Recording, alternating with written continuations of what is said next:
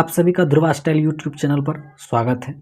जैसा कि आप लोगों को पता है कि मेरे यूट्यूब चैनल के कुछ वीडियोज़ डिलीट हो गए, तो उसी पार्ट में हम लोग अंडरस्टैंडिंग डिसिप्लिन एंड सब्जेक्ट के टॉपिक को डिस्कस कर रहे हैं। तो मैं ऑलरेडी आप लोगों के लिए 2 लेक्चर तैयार कर चुका हूं।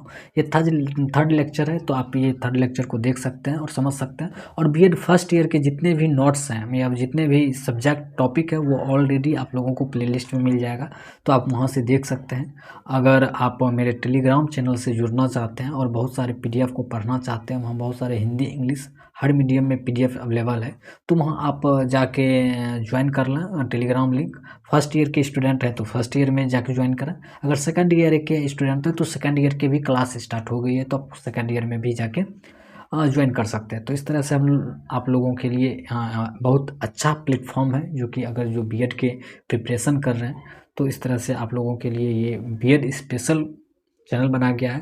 अगर आप लोग किसी अदर यूनिवर्सिटी से बिलोंग करते हैं, अदर यूनिवर्सिटी से कोई भी यूनिवर्सिटी से कोई भी यूनिवर्सिटी से अगर आप बीएड कर रहे हैं, अगर आपको टॉपिक इस यूट्यूब चैनल पे नहीं मिल रहा है तो आप पर्सनली मुझे मैसेज कर सकते हैं। आपको डिस्क्रिप्शन बॉक्स में वो नंबर दिया गया, व्हाट्सएप नंबर, वहाँ से आप नंबर से आप व्हाट्सएप करें, कॉल नहीं करें। सॉरी, कॉल तो मैं आपको बिल्कुल बोलूँगा नहीं करें, क्योंकि मैसेज करें और उस मैसेज का रिप्लाई आपको ज़रूर दिया जाएगा। और जो भी टॉपिक आपको लगता है कि आप समझ नहीं पा रहे हैं या फिर वो टॉपिक अवेलेबल नहीं है, तो मैं कोशिश करूँगा कि वो टॉपिक आपके लिए मैं बना दूँ।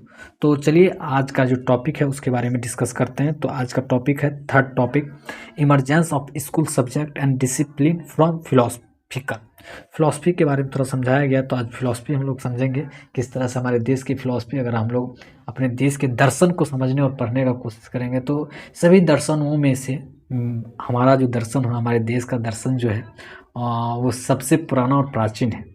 तो मुझे गर्व है और आप लोगों को गर्व होना चाहिए हमारे इस दर्शन पे। फिर खैर मैं ज़्यादा डिटेल्स में नहीं जाना चाहूँगा, तो सब्जेक्ट के अनुसार जो फिलॉसफी है उनको हम आज डिस्कस करेंगे और समझेंगे अच्छे से। तो चलिए स्टार्ट करते हैं। फिलॉसफी, इसके अंतर्गत समाज एवं प्रकृति के साथ साथ विद्यालयों के अंदर की वस्तुओं एवं अनुभवों अत्यंत महत्वपूर्ण स्थान है। एच.टी. जॉनसन जो दर्शन शास्त्र है, फिलोसफिकल है, उसको जनक बोला जाता है दर्शन शास्त्र का। किसको? एच.टी. जॉनसन को। ठीक है, नेक्स्ट हम देखेंगे इनकी पुस्तक जो है फाउंडेशन ऑफ करिकुलम में जीवन के आधारभूत समस्याओं के समाधान के लिए दर्शन शास्त्र के आधार पर अध्ययन को बल दिया गया है। तो इनका एक बुक है फाउंडेशन ऑफ करिकुलम। ये सब चीज़ आप बिल्कुल याद कर लें, ताकि ये सब चीज़ अगर अपने कॉपी में लिखते हैं तो थोड़ा नंबर आपको ज़्यादा मिलेंगे औरों के कंपैरिजन में। तो ये सब इंपॉर्टेंट फैक्ट है, तो आप ज़रूर इसको याद करें। नेक्स्ट देखेंगे, पाठ्यक्रम के द्वारा शिक्षा को विभिन्न उद्देश्य की पूर्ति की जा सकती है एवं शिक्षा के विभिन्न उद्देश्यों की पूर्ति दर्शन से भी होती है। मुख्य दार्शनिक विचार देखेंगे, जैसे आदर्शवाद, आइडियोलिज्म, आइडिया प्लस ISM से बना है। इसके विचारवाद जो है प्रत्ययवाद है, आदर्शवाद है, अध्यात्मकवाद आदि नामों से इसको पुकारते हैं। तो इस तरह से आदर्शवाद को इस तरह से आप लोग डिनोट कर सकते हैं। इसकी उत्पत्ति जो है प्लेटो की विचारधारा के सिद्धांत के पर आधारित है। इसकी उत्पत्ति किसके? प्लेटो जो महोदय थे, इनके विचारधारा के आधार पर आधारित है, सिद्धांत से हुई है। अतः प्लेटो को भी इसका जनक माना जाता है, जिसके आधार पर यह शाश्वत मूल्य आदर्श विभिन्न विचारों एवं आत्माओं के दर्शन पर बल देती है। इसमें वस्तुओं की अपेक्षा आध्यात्मिक विचारों एवं आदर्शों पर बल दिया गया है। ठीक है, भौतिक जगत में नश्वर माना गया है। भौतिक जगत में इसको क्या बोला गया है? नश्वर। इसके अनुसार पाठ्यक्रम में साहित्य, कर्मशास्त्र, गणित, विज्ञान, इतिहास, भूगोल, संगीत, कताई, बुनाई, कला, विभिन्न भाषाओं के आदि को जोड़ा जाए, जिसमें कि आदर्श एवं विचारों का विकास हो सके एवं मनुष्य के संतुलित जीवन जीने का योग्य बन सके। तो ये सब चीज़ों को बताया जाता है कि अगर ये सब चीज़ को अगर आप पढ़ते हैं तो आपके आदर्श और विचारों का विकास होगा और मनुष्य को अपने जीवन को संतुलित होकर जीने योग्य बना पाए, इसलिए इस चीज़ों को पढ़ाया जा रहा है। तो इसके आगे हम लोग देखेंगे उसके जीवन को प्रत्येक पक्ष संतुलित हो सके, हर पक्ष वो समझ सके, हर पक्षों पे ध्यान दे सके। नेक्स्ट आता है हम लोगों का प्रकृतिवाद। जिस तरह से वो आदर्शवाद देखे, उसी तरह से नेक्स्ट हम लोगों का क्या है? प्रकृति, नेचर से बना है। इसमें प्रकृतिवाद के जनक जो है वो डेमोक्रिट्स को माना जाता है। प्रकृतिवाद के जनक किसको माना जाता है? डेमोक्रिट्स को। ये लिख सकते हैं आप। इनके अनुसार प्रत्येक वस्तु जो है प्रकृति से उत्पन्न हुई है और उसमें ही मिल जाती है। सिंपल सी बात है। हम लोगों का क्या अस्तित्व है? आज न कल तो मिट्टी में मिलना ही है। कहा भी जाता है हम लोगों को, या फिर कई समाज में इन बातों की धारणाएं बनी हुई है कि हर व्यक्ति को आज न कल मिट्टी में मिलना ही है। तो इसके अनुसार कहा जा रहा है, डेमोक्रिट्स के अनुसार, कि प्रत्येक वस्तु जो प्रकृति से उत्पन्न हुई है उसको आज न कल उसमें ही मिल जानी है जहाँ से वो उत्पन्न लिए हैं। तो वे बालक के व्यक्तित्व पर बल देते हैं और शिक्षा प्रकृति वातावरण में दी जानी चाहिए। प्राकृतिक वातावरण में ये इनको कहा जाए, ये इनके अनुसार कहा जा रहा है कोई भी बालक जो है उनको शिक्षा जो देना चाहिए वो प्राकृतिक वातावरण में देना चाहिए। लेकिन इतना संभव तो है नहीं। जैसे कि हम लोगों के दर्शन के अनुसार बच्चों को गुरु और शिष्य के समीप बैठा के पढ़ाया जाता था। एक कुटिया हुआ करता था और पेड़ों के नीचे कई बच्चे बैठते थे और उनको शिक्षा दी जाती थी। लेकिन आजकल तो मॉडर्न हो गया है, बहुत सारे स्कूल कॉलेज खुल गए हैं। खैर उन सब चीज़ों पे हम लोग ज़्यादा डिस्कस नहीं करेंगे। जो हमारे सिलेबस में है उनके अनुसार पढ़ लेते हैं, जो ज़रूरत चीज़ है उनके बारे में डिस्कस कर लेते हैं। नेक्स्ट हम लोग देखेंगे बालक के स्वाभाविक विकास के लिए स्वतंत्रता दी जानी चाहिए। इसके अंतर्गत विषय जो होता है खेलना कूदना, भूगोल, भौतिक विज्ञान, व्यायाम, योग वैज्ञानिक आदि पर बल दिया जाना चाहिए। आगे है प्रयोजनवाद। प्रयोजनवाद के बारे में हम लोग देखेंगे। प्रयोजनवाद को प्रयोगवाद, जिसको एक्सपेरिमेंट बोलते हैं, एवं व्यवहारवाद भी कहते हैं। इसकी उत्पत्ति ग्रीक भाषा के शब्द किससे हुआ है? प्राग्मा से हुआ है। प्राग्मा ग्रीक वर्ड है, प्राग्मा, उससे हुआ है, जिसका अर्थ होता है क्या गया, कार्य, ये व्यवसाय अथवा प्रभावी कार्य।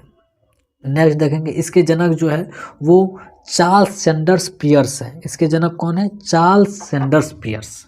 इनके कार्यों को विलियम जेम्स ने आगे बढ़ाया तथा बहुत से विद्वान विलियम जेम्स को जन्मदाता भी मानते हैं। किसके? प्रयोजनवाद के। क्या माने जाते हैं? जन्मदाता मानते हैं। तो इस तरह के वर्ड को आप लिख सकते हैं, समझ सकते हैं।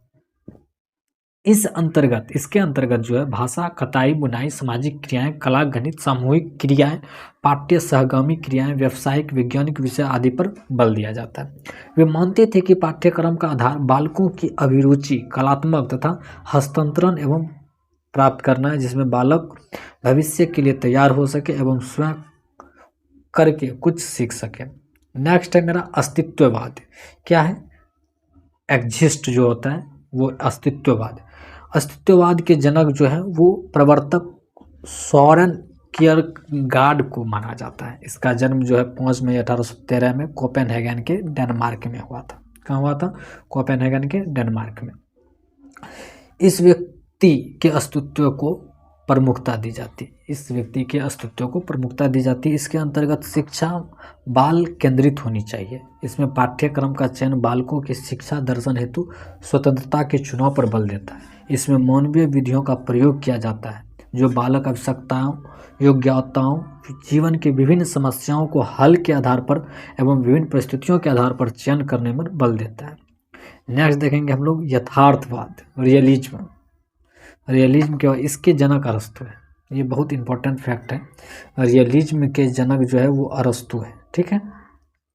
रियलिज्म की उत्पत्ति ग्रीक भाषा के शब्द रीज से हुई है। किससे हुई? रीज से, जो भौतिक जगत को समझने के लिए कहता है, अर्थात भौतिक एवं वस्तु जगत को सत्य मानती है, जो ज्ञानेंद्रियों द्वारा अनुभव की जाती है, अर्थात व्यक्ति जो देखता है, अनुभव करता है, वही सत्य है। शिक्षा की वास्तविकता के ज्ञान को यह दर्शाती है, बालकों के जीवन उपयोगी विषयों का अध्ययन करने पर बल देती है। यथार्थवाद बालकों के वास्तविक जीवन पर बल देता है। इसके अंतर्गत कला, संगीत, इतिहास, भूगोल, साहित्य, भाषा, व्यवहारिक ज्ञान आदि विषयों पर बल दिया जाता है। इस तरह से आप ये फिलॉसफी देखें जो कि बहुत ही शॉर्ट में, जो कि आपके एग्जाम पॉइंट ऑफ व्यू जितना इम्पोर्टेंट हो सके बस मैं इम्पोर्टेंट फैक्ट को इंक्लूड किया हूँ और बहुत कम शब्दों में आपको समझाने का कोशिश किया हूँ। आप अपने शब्दों में इसको लॉन्ग में भी लिख सकते हैं, समझा सकते हैं, क्योंकि सिंपल सी है कि थोड़ा सा अगर इस चीज़ को आप समझते हैं तो उसको आप अपने शब्दों में लिख सकते हैं। इस तरह से हमारा लेक्चर यहाँ समाप्त होता है। हम लोग नेक्स्ट के लेक्चर में डिस्कस करेंगे जो कि अंडरस्टैंडिंग एंड डिसिप्लिन सब्जेक्ट के अंतर्गत आते हैं, 4th उसके बारे में डिस्कस करेंगे। और आप लोगों को बता दूं कि अगर आप लोग यहाँ तक बने हैं तो ज़रूर आप लोगों को ये वीडियो अच्छा लगा होगा, मुझे ऐसा लगता है। अगर आपको किसी भी तरह से परेशानी हुई है, समझने में प्रॉब्लम हुई है, तो आप कमेंट बॉक्स में ज़रूर कमेंट करें। मैं कोशिश करूँगा हर चीज़ को अच्छे से मैं आपके सामने रख पाऊँ और अच्छे से समझा पाऊँ। तो लास्ट आपसे रिक्वेस्ट है कि अगर आपको वीडियोज़ अच्छी लगी हो, अगर काम की लगी हो, तो ज़रूर इसे लाइक करें।